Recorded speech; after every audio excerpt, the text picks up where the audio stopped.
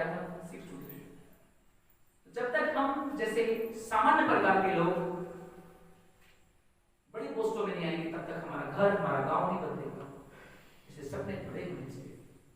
इसलिए मैं एक स्कूल चलाता हूं जहां बच्चों को 10वीं 12वीं से लेते हैं, लेकिन यहाँ के बच्चों को हम 12वीं से ही लेते हैं, 10वीं से नहीं लेते, क्योंकि यहाँ पढ़े अच्छे से, क्योंकि यहाँ भी पढ़ाया जाता है।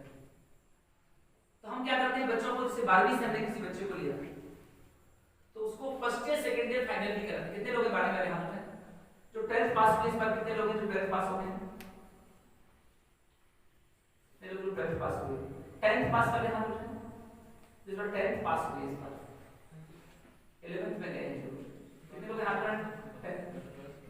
तो हम जो स्कूल चलाते हैं उसमें हम बच्चों को 10वीं पास से 5 साल के लिए लेते हैं और 12वीं पास बच्चों को 3 साल के लिए लेते हैं।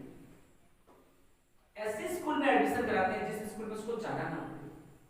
11वीं 12वीं उसको ऐसे स्कूल से कराते हैं जहां उसको जाना ना पड़े, और उसको हम क्या कर देते हैं, किसकी तैयारी कराते हैं? यहाँ भी चालू हो जाएगा बहुत जल्दी वो चीज, यहाँ भी एडमिशन मिला करेंगे नेक्स्ट ईयर से। 11वीं 12वीं हम कराएंगे और first year, second year, final भी हम करेंगे। लेकिन क्या करेंगे, ना स्कूल भेजेंगे ना कॉलेज भेजेंगे। 10वीं के बाद ही हम आपको टोटल किसकी स्टार्ट करेंगे, यूपीएससी, एमपीपीएससी। यूपीएससी मतलब यूनियन पब्लिक सर्विस कमीशन, संघ लोक सेवा आयोग।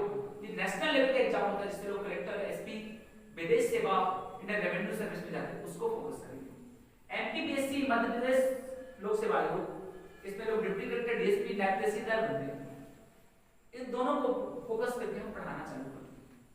तो 6 घंटे की क्लास रोज, जैसे मैंने 1 घंटे पढ़ाया, 6 घंटे में रोज ऐसे पढ़ाऊंगा। और कितने साल तक पढ़ाऊंगा? 5 साल तक। आप ही बचाओ, कुछ बचेगा क्या? वो पहली बार में आईएएस आईपीएस बन जाएगा। और जब 11th का एग्जाम होगा उसके लास्ट 2 महीने में हम 11वीं पढ़ाएंगे। और जब हम 11वीं पढ़ाएंगे और स्कूल पढ़ाएगा तो क्या अंतर, स्कूल पढ़ाएगा तो वो 11वीं के हिसाब से पढ़ाएगा। हम 11वीं 12वीं का पढ़ाएंगे तो हम क्या पढ़ाएंगे, उसको कॉम्पिटिशन बेस करके पढ़ाएंगे कि इसका आईएएस आईपीएस में क्या यूज है। कॉलेज के लोग कॉलेज का पढ़ाएंगे तो कॉलेज में बीए पास कराने के लिए पढ़ाएंगे। हम पढ़ाएंगे तो इस आधार पर पढ़ाएंगे कि जो हम कॉलेज में पढ़ रहे हैं वो हमारे एग्जाम से क्या मैच करता है, उसके अकॉर्डिंग पढ़ेंगे। क्लियर? तो हम 10वीं 12वीं के बच्चों को लेते हैं। 10वीं के बच्चे को 5 साल। और टीना ढाबी को देखना, टीना ढाबी को सर्च करना, उसने 10वीं से आईएएस की तैयारी की, 21 साल में उसने पहला अटेम्प्ट दिया और पूरे इंडिया में टॉप कर गई। मेरी सिस्टर है, वो भी 21 साल में डीएसपी यहाँ अभी इंस्टीट्यूट पे होती। अनुराग है यहाँ हमारे पास भी, 12वीं से आया, वो पास हो गया। ललित आया 12वीं से, वो डिप्टी डायरेक्टर हो गया, क्योंकि 12वीं से आया। 6-6 घंटे रोज पढ़ता था और उस 3 साल में उसकी तैयारी कंप्लीट हो गई। 3 साल में उसका ग्रेजुएशन हो गया, उसने पहले ही बार में दिया और निकल गया। जो 21 साल में सिलेक्ट होगा तो कहां तक जाएगा, 40 साल लगभग जॉब करेगा। तो ऐसे बच्चों को लेते हैं जो 12वीं पास हो गए हैं और अभी से वो गवर्नमेंट सर्विस। और इसमें 100% सिलेक्शन क्यों होता है, खुद सोचना इस बात को कि जो बच्चा 6-6 घंटे 3 साल या 5 साल पढ़ेगा उसका किसी से कोई कंपटीशन होगा क्या? उसका किसी से कोई कंपटीशन नहीं। उससे कोई पोस्ट बचेगी तो हमको मिलेगी। जो बच्चा 5-6 घंटे रोज पढ़ता हो और 5-6 घंटे रोज घर में होमवर्क करता हो, हर दिन टेस्ट देता हो, हर दिन कॉपी चेक कराता हो, वो 5 साल में कितना धांसू हो जाएगा। ये 12वीं वाला 3 साल में कितना प्रिपेयर हो जाएगा। इसका उदाहरण बताया टीना ढाबी। तो जो उस बच्चे का जो आईएएस की पोस्ट आएगी ना, तो जितने बच्चे दे रहे हैं ना उतनी पोस्ट माइनस कर लेना पड़ेगा। ऐसे बच्चे अगर 10 बच्चे दे रहे हैं तो 10 को तो पोस्ट मिलेगी, बची हुई पोस्ट बाकी लोगों को मिलेगी। अब इसको तो आप पढ़ने वाले बच्चे को 5-6 घंटे जो क्लास करेगा, 5-6 घंटे घर में पढ़ेगा, 12 घंटे पढ़ रहा है, तो 5 साल बाद उसका लेवल क्या होगा, कुछ नहीं बचेगा। सब रट रट कर पढ़कर समझकर छोड़ चुका होगा, पहली बार में निकल के चले जाएगा। और आज के समय में क्योंकि हम कितनी भी डिग्री ले लें, क्या डिग्री लेने से जॉब मिलेगी? अभी उस बच्चे ने 90% आया, उसको 92-91 जो भी लाया, क्या उससे उसको जॉब मिल जाएगी? जॉब कब मिलेगी? जब हम कॉम्पिटिशन फाइट करेंगे। तो 12वीं के बाद हमें हमेशा किस पे फोकस करना है? कॉम्पिटिशन। 99.9% एनर्जी लगानी है कॉम्पिटिशन पर। और लास्ट में जाकर जब बीए के किसी के एग्जाम हो रहे हैं हमारे कॉलेज के, बस लास्ट के 2 महीने हमें कॉलेज पर फोकस करना है। क्योंकि कॉलेज के एग्जाम में क्या आता है, यदि हम 10 इयर्स के पेपर या 5 इयर्स के पेपर सॉल्व करके रख लें, उससे बाहर कुछ नहीं आता। यदि हम पूरा साल कॉलेज को दे रहे हैं, पूरे 3 साल कॉलेज को दे रहे हैं, अपना टाइम खराब कर रहे हैं, यही काम हमने किया, यही लोगों ने किया, और ये करने आप मत जाओ। यदि आपको गवर्नमेंट सर्विस में जाना है और गवर्नमेंट सर्विस में हमें 6 to 12 पढ़ना है या 6 to 10 पढ़ना है, हम वहीं से स्टार्ट कर दें, और जब कॉलेज का समय आएगा तो कॉलेज भी हम पढ़ाएंगे, और अभी से हम कॉमर्स, इसका नाम रखा हमने सिविल सर्विस स्कूल, हमारा नाम ही है इसका सिविल सर्विस स्कूल। कि हम बच्चों को 10वीं 12वीं से ही, अब इसमें मैं क्यों बोल रहा हूँ 100% जॉब क्यों बोल रहा हूँ, आप सुनिएगा, स्टाफ पेपर में लिख के दे दूंगा कि जॉब लगेगी, क्यों? हमारा टारगेट तो आईएएस आईपीएस है, लेकिन इसके साथ ही हम मैथ्स भी पढ़ाते हैं, रीजनिंग भी पढ़ाते हैं, इंग्लिश भी पढ़ाते हैं, हिंदी भी पढ़ाते हैं, और जनरल नॉलेज को पढ़ाएंगे।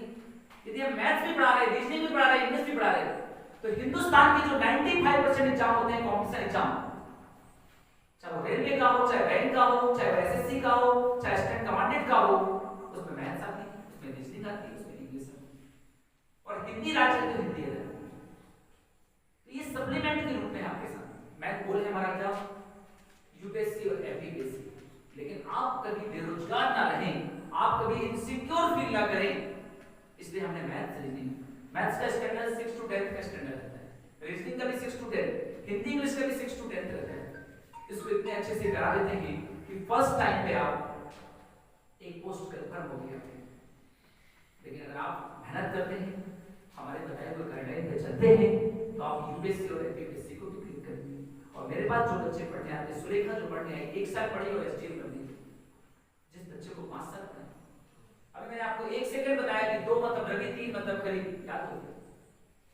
आपने सुना है जैन धर्म, बौद्ध धर्म, जैन धर्म के रियल फाउंडर, वास्तविक संस्थापक कहते हैं किसको, महावीर को, और बौद्ध धर्म के किसको बोलते हैं, गौतम बुद्ध को। वैसे शब्द पहले हैं, लेकिन वास्तविक संस्थापक कौन है, महावीर, और बौद्ध धर्म के कौन है, गौतम बुद्ध।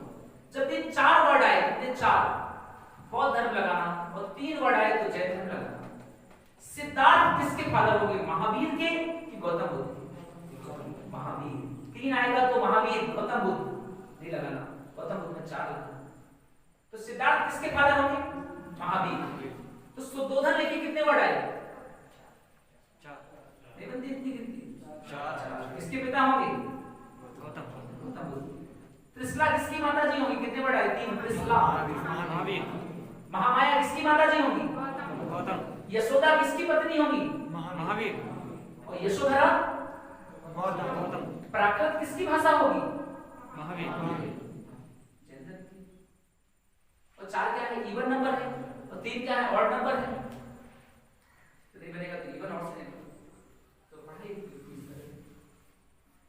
तो जो भी बच्चा आप में से 10th और 12th के बाद गवर्नमेंट सर्विस की तैयारी करना चाहता है, वो आप नंबर विकास को, कृष्णकांत सर को, उनको दे दें और मेरे से कांटेक्ट करें। मेरा नंबर मैंने कर दिया, 8815081947।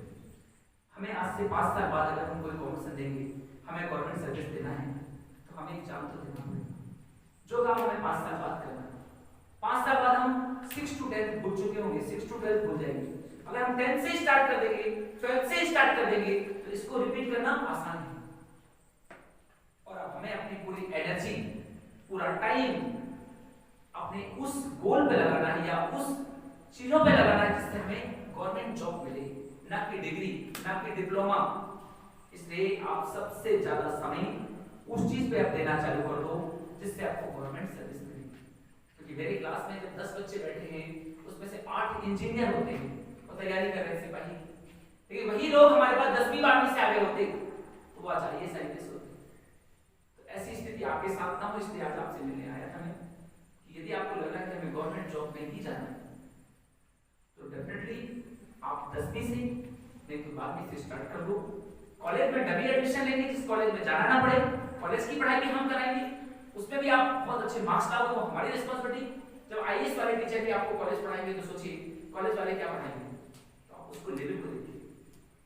तो आपकी स्कूल और कॉलेज की जिम्मेदारी ही हमारी है, आपको भूलना नहीं। लेकिन जो इंजीनियर बन रहा है, जो डॉक्टर बन रहा है, वो भी काम अच्छा है। कोई भी काम इस दुनिया में, चाहे वो किसान हो, चाहे वो मजदूर हो, चाहे डॉक्टर हो, चाहे इंजीनियर। लेकिन लोगों ने हाथ उठाया था कि हमें गवर्नमेंट सर्विस में जाना है, इसलिए इसको मैंने गवर्नमेंट सर्विस को बेस करके बताया।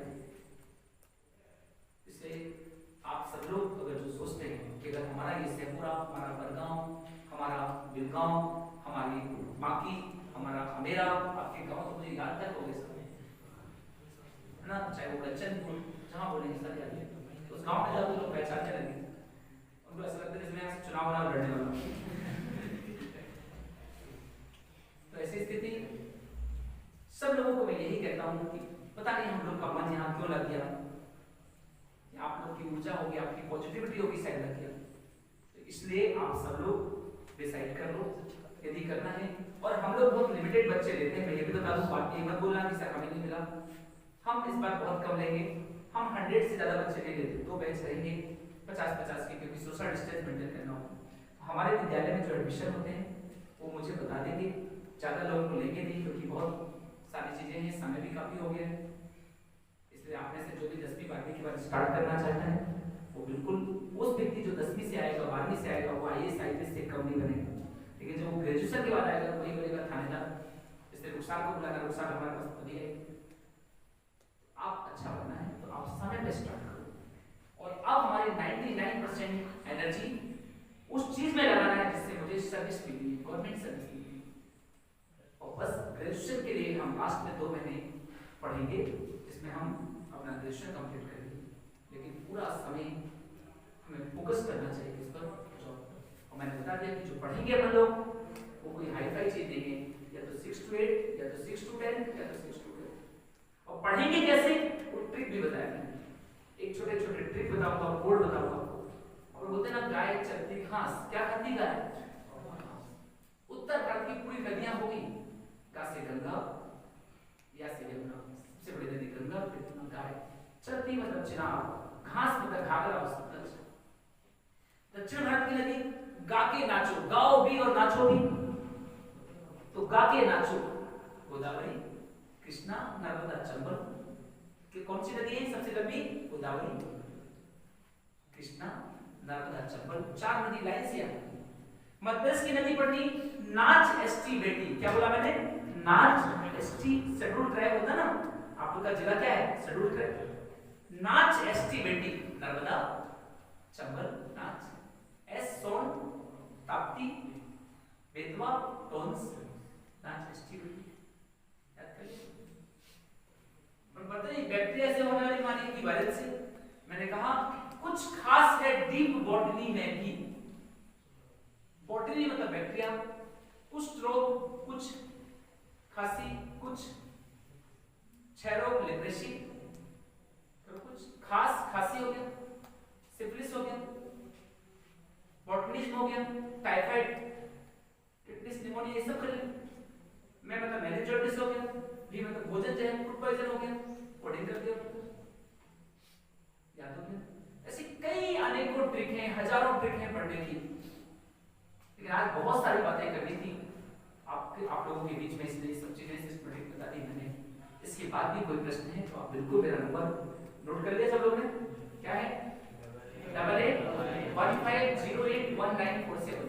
आज का सेमिनार कैसा लगा उसका भी फीडबैक देना कि भैया कैसा लगा, हमें पता चला कि हमारी मंजिल क्या है, हमारा गोल क्या है, वो जरूर लिखना। आपकी फीलिंग कैसी है, आप क्या करना चाहते हो वो लिखें।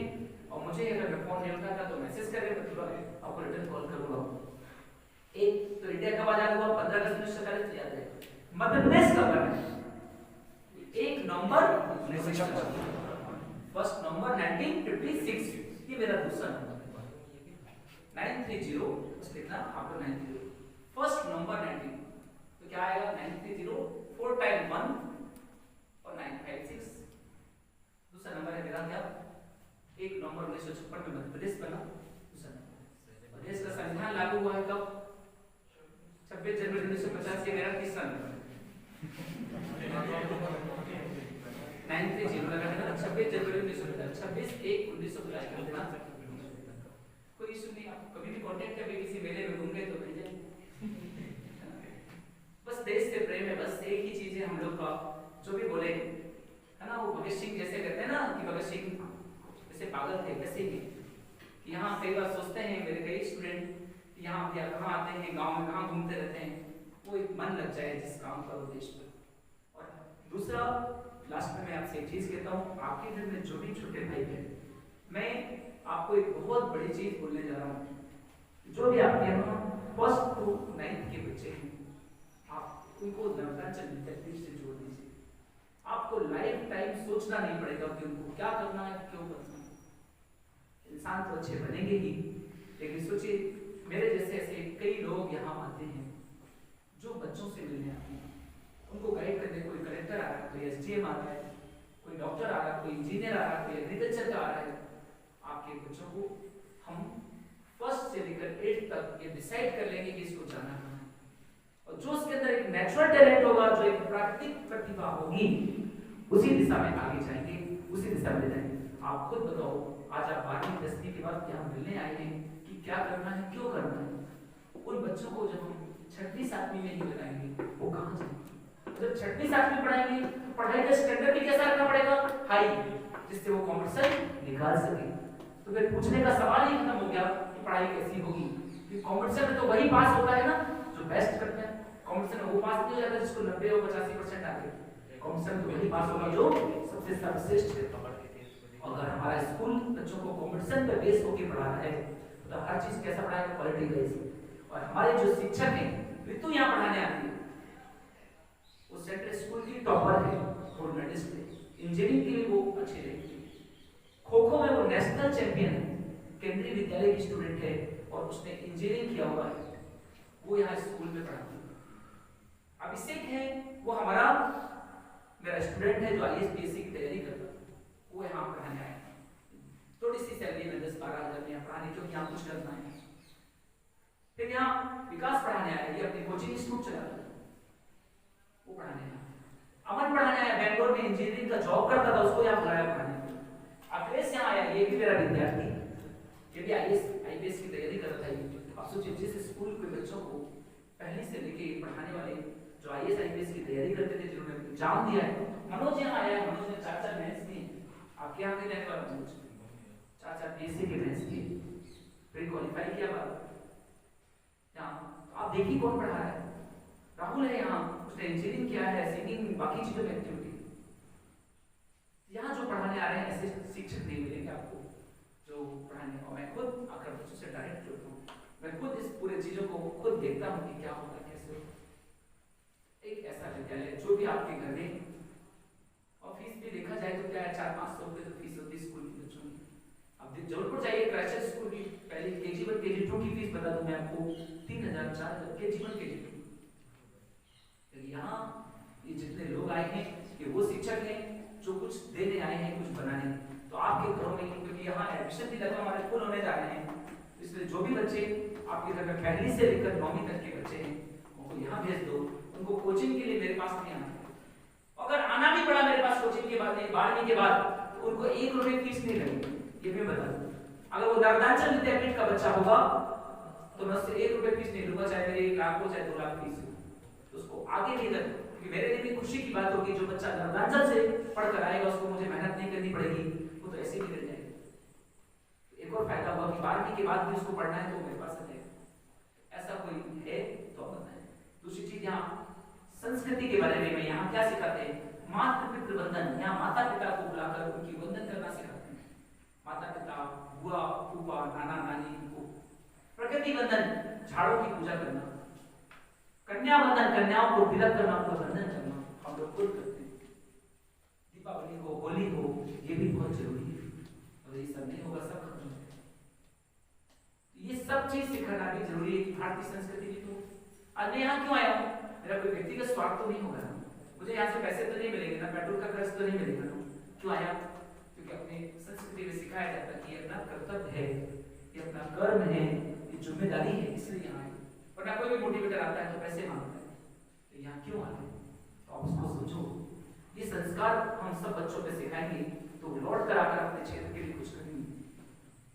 तो क्लियर, तो एक नर्मदांचल विद्यापीठ में जो पहले से आप अपने मोहल्ले कॉलोनी में रिलेटिव को बताओ कि ऐसा विद्यालय हिंदुस्तान में कहीं नहीं होगा जहाँ 6वीं से ही तैयारी स्टार्ट कर देते हैं, एक वो चीज। और दूसरा, आप में से जो भी 10वीं 12वीं आपके कोई रिलेटिव्स में है, कोई अगर कोई आपको मुझे कांटेक्ट करो, आपके किसी गांव में, मंडला में, सिवनी में कहीं भी है, अगर लगता है कि 10वीं 12वीं के बच्चों को काउंसलिंग करने मुझे जाना है कि सर हमारे वहाँ 10 बच्चे हैं, आप बता दीजिए, वो मिलना चाहते हैं कि आगे हम क्या करें, क्या बने, कहाँ जाएं, कैसे पढ़ें, आप मुझे कॉल करिए, मैं जरूर आऊँगा। और कोई फाइनेंशियली समस्या भी जाती है अगर, वो भी बताइए, उसको भी हल करेंगे। कोई गरीब परिवार से बच्चा पढ़ने में बहुत अच्छा, हम उसका सहयोग करेंगे। हमारा कोई साथी, कोई छोटा भाई बहन रुक ना जाए किसी कारण, बस उसके कारण हम मिलने आए थे। और आज आप सबसे मिलकर बहुत अच्छा लगा। Thank you very much. बहुत ही अच्छा फील हुआ, एक पॉजिटिविटी लगी कि आप लोग कुछ करेंगे या कुछ समाज के बहुत महत्वपूर्ण और कुछ महान लोग हैं। ये सब ऊपर वाला मिलाता है, वरना कोई कहां से यहाँ आएगा ये डिसाइड नहीं था। लेकिन इसके बाद में कोई दूसरा सेमिनार आपको मैं बता दूं इस केंद्र के बारे में। अगला जो सेमिनार होगा वो दूसरे चरण में कहलाएगा, और तीसरे चरण में एक सेमिनार होगा जिसको कभी मिस मत करना अपनी लाइफ में। उस पर कैसे पढ़ाई करना है, ये सिलसिला बंद नहीं होगा, हमारा ये सिलसिला चलता रहेगा जब तक आप अपने अपने प्लेटफॉर्म में नहीं पहुंच जाएंगे। और वो प्लेटफॉर्म है, वो मंजिल नहीं है, वो गोल नहीं है। गोल तो वही है कि हमें अच्छा इंसान बनना हो। गोल तो है जब मेरा गांव अच्छा हो, मेरा शहर अच्छा हो, मेरा देश अच्छा हो, ये है मेरा गोल। गोल तो ये होगा कि गरीबी दूर होनी चाहिए। गोल तो ये होगा कि यहाँ पास इंडस्ट्रियां होनी चाहिए, और खेती नहीं होती है तो डेवलपमेंट इंडस्ट्री लगनी चाहिए, ये गोल होना चाहिए। यहाँ का हर बच्चा पढ़ा लिखा हो, ये गोल होना चाहिए। यहाँ का हर बच्चा स्वस्थ हो, ये गोल होना चाहिए। गोल हमारा ये तो हम प्लेटफॉर्म है जो हम 2-3 साल में बना लेंगे, वो वहां पहुंच जाएंगे। मंजिल तो हमारी है कि देश से गरीबी दूर हो, बेरोजगारी दूर हो, माइग्रेशन दूर हो, बीमारियां दूर हो, ये हमारी मंजिलें हैं। इन मंजिलों को पूरा करके ही दुनिया से रहेंगे। इसलिए आज मैं वो बात कर रहा हूँ, आप लोग अपने दादाजी का नाम सबको पता है? कितने लोगों को पता अपने दादाजी का नाम मालूम है? दादाजी के दादाजी का नाम कितने लोगों को पता मालूम है? और उनके दादाजी का नाम कितने लोगों को पता मालूम है? और उनके दादाजी का नाम कितने लोगों को पता मालूम है? हो गया कितने? हमारे दादाजी के दादाजी को कोई नहीं जानता, क्योंकि उन्होंने कुछ नहीं किया। लेकिन आपके दादाजी के दादाजी दादाजी के दादाजी गांधी होते, जानते? दादाजी के दादाजी भगत होते, भगत सिंह होते, जानते? दादाजी के दादाजी सुभाष चंद्र बोस होते, जानते? दादाजी के दादाजी रानी लक्ष्मीबाई होती है ना, दादी हमारी रानी लक्ष्मीबाई, जानते हैं? ये लोग कुछ नहीं जानते दोस्त, क्योंकि इन्होंने कुछ नहीं किया। मैं भी दादाजी पूछो, मुझे भी नहीं मालूम। मेरे दादाजी के दादाजी राजा राममोहन राय होते, तो जानते हैं ना? याद रखना, एक लास्ट वर्ड बोल के जा रहा हूं, उसको सुनना। हम सबकी एक दिन अंतिम मंजिल होती है, अंतिम मंजिल, अंतिम पड़ाव। वो होता है किसी का कब्रिस्तान, किसी को होता है नदी का किनारा, जहां हमें 3x6 के प्लाट में ले जाते हैं। जो कोरोना में जिसकी डेथ हो जाती है, कहां ले जाते हैं? लास्ट पे ही जाते ना। लेकिन एक वो व्यक्ति भी होता है अटल बिहारी वाजपेयी जैसे, एक वो व्यक्ति भी होता है गांधी जैसे, एक वो व्यक्ति भी होता है भगत सिंह जैसे, जिनकी कभी मृत्यु नहीं होती। जब तक ये पृथ्वी होगी लोग याद रखेंगे। इसलिए याद रखना, जिंदगी में कुछ ऐसा करना है, वरना एक दिन ये सब चला जाएगा। लेकिन आज भी हम गांधी को, आज भी हम भगत सिंह को, आज भी हम अटल बिहारी वाजपेयी जी को, आज भी हम दीनदयाल उपाध्याय जी को याद गुनगुनाते, क्योंकि उन्होंने इस समाज के लिए कुछ किया। तो आपकी कभी मृत्यु ना हो, वरना मैं हमेशा अपने जबलपुर पढ़ाता हूँ तो एक डायलॉग मारता हूँ कि अंतिम मंजिल ग्वालीघाट है। ग्वालीघाट जाते तो मैं बोलता वहीं जाना है, वहीं मिलेगा 3x6 का प्लाट। मैं तो पहले पहुंच जाऊंगा, आप लोग आराम से आना, लेकिन वहां जाने के बाद लोग कितना याद रखते हैं। तो आपको मेरा रवि गिरी भी याद रहेगा, आपको 20 से बालाघाट याद रहेगा। क्या रे व्यक्ति आया था यार, तो बालाघाट कलेक्टर वगैरह लोग उनके जाओगे तो यार उसने बालाघाट पढ़ाया था अभी से। तो इसलिए याद रखना, इस दुनिया में आए हैं तो कुछ करने का मौका मिला है तो करके चलना, वरना ऐसे हजारों लोग आते हैं और चले जाते हैं। इसलिए ये शुरुआत है कि इतनी छोटी सी उम्र में हम इतनी बड़े स्तर पे बात हो रही है, इतना बड़ा डिस्कशन हम कर रहे हैं। तो इसलिए आप लोग इस चीज को बड़ी गंभीरता से चिंतन मनन करना, और 10वीं 12वीं के जो बच्चे हैं वो कॉन्टेक्ट जल्दी करना। वैसे आज ही मुझे बता देना चाहते समय कि आपको आगे अगर गवर्नमेंट सर्विस पे जाना है तो क्या करना है, क्योंकि आप यहाँ के बच्चे छूट ना जाएं, क्योंकि मैं यहाँ आता जाता रहता हूँ। और भी आपके रिलेटिव्स हैं, दोस्त भाई हैं या इस जिले से बाहर भी हैं, आप उनको कॉन्टेक्ट कर लेना। आप बुलाओगे तो मैं घर में आकर भी बैठकर बात कर लूंगा, मम्मी पापा से भी बात कर लूंगा, कोई इशू नहीं। लेकिन हमें अपनी मंजिल पर या अपने प्लेटफॉर्म पर समय पे पहुंचना है। और बढ़िया, आप बहुत प्यारे बच्चे हो, आप ऐसे ही बच्चे आगे चल के कोई चंद्रगुप्त मौर्य बनता है, कोई भगत सिंह बनता है, तो कोई राजगुरु बनता है। बस समय पर उसको जगाने वाला चाहिए। जितने महान लोग हैं, अगर चंद्रगुप्त मौर्य को चाणक्य मिल गया इसलिए वो महान हो गया, भगवान राम को ऋषि वशिष्ठ मिल गए तो महान हो गया, अर्जुन को द्रोणाचार्य मिल गए तो महान हो गया, सिकंदर को अरस्तु मिल गए तो महान हो गया, शिवाजी को रामदास मिल गए, दादा कोंडदेव मिल गए तो महान हो गया, गांधी को गोपाल कृष्ण गोखले मिल गए तो महान हो गया। तो भगवान राम को, भगवान कृष्ण को भी गुरु की जरूरत है, लेकिन आज हम बिना गुरु के घूमते रहते हैं। तो एक ऐसा व्यक्ति जो आपको इस लेवल पे ले जाए, उन व्यक्तियों से जुड़े, उन लोगों से आगे बढ़े, आगे बढ़कर अपना बेस्ट दे, अपना सर्वश्रेष्ठ दे। इन्हीं शब्दों के साथ आप सभी को बहुत बहुत धन्यवाद। जय हिंद, जय भारत।